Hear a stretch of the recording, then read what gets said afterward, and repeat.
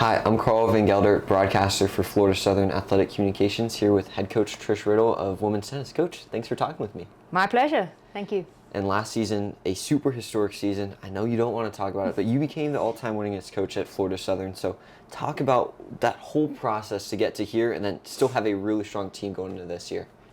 Yeah, I think last year we certainly exceeded expectations. We started out the year unranked and finished at number 13. Conference-wise, had one of our best years, preseason number 7, and finishing third at the conference tournament, which was a huge accomplishment. But not unexpected in some ways. We had 2 seniors and a whole senior class, all 5 of them, that had contributed exceptionally throughout their careers, and I was just so happy for them to finish their college tennis careers on that kind of note. The hard work and the culture of the team, I think, certainly came to light. We certainly worked exceptionally hard, and they battled really well, and they played for each other, which was really awesome to see. So it was an exciting year. Going into this year, returning 6 of the players from last year, and brought in 4 new players who I think are all going to contribute quite a bit to hopefully continued success for this season. And Coach, you mentioned ending the season number 13 last year. Coming into this year, you're now number 11, nationally ranked, and supposed to finish number 5 in the conference. What do those expectations do for you as a coach and with the players? Well, I think it's somewhat of a accomplishment, somewhat of a credit to last year's team, but also a credit to the returners. We have 3 seniors returning and a junior and 2 sophomores from last year. So players that all contributed to our success last year, and I think the committee felt that bringing back 2 intact doubles teams, which is huge for us, and then the heart of the lineup as well. And then we've added 2 transfers, and we have 2 freshmen who I think will all contribute to the hopefully continued success. It's a pretty small number, which means some teams will target us, but we've got the teams ahead of us we feel we can certainly compete against and hopefully continue our success as a team. Coach, you mentioned the continuity that this roster has. It's a lot of returners. How much does that give you confidence where you can hit the ground running from the jump and carry it through the end of the season? Oh, absolutely. They can share their experience, especially in this conference, which is so incredibly strong.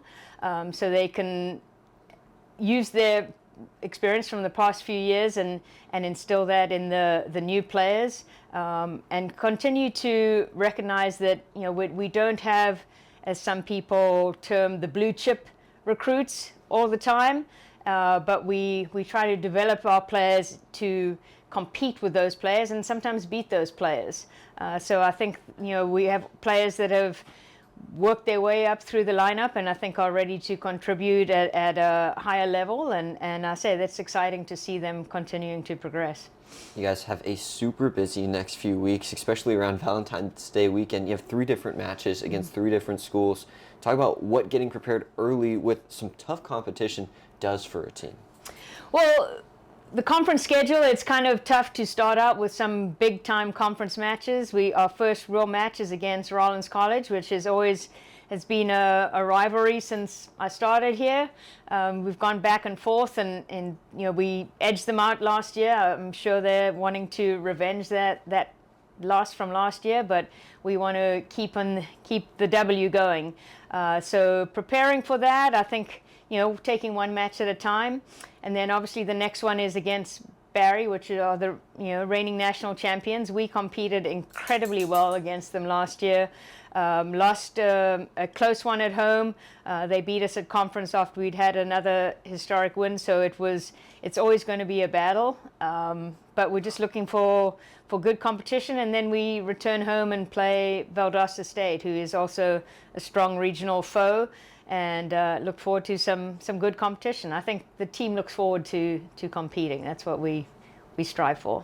And competing is always mostly viewed as on the courts, but it starts off the court too. Who are some people, supporters that you just like to say thank you to for this season? Oh, wow. Outside the court, we have a community of tennis fans that have been incredible to us. We have boosters that have not only helped us purchase certain equipment for the courts, but just being in the stands and being present. I don't want to mention names because I'm sure I'll leave people out, but they know who they are.